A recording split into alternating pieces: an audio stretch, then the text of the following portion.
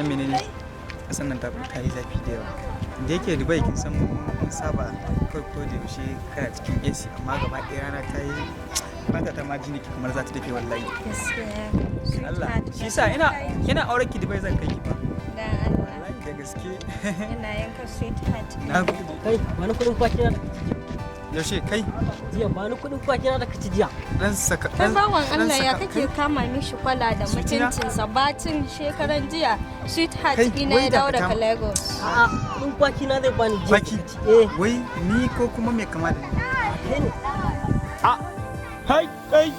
kai aka nake nema lado ba lado nake ba kai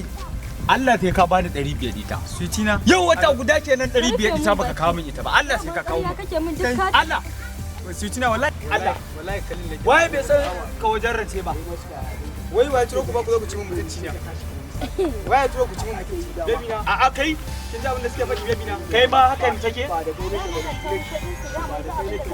wallahi ta gobe za mu kai ka baby na baby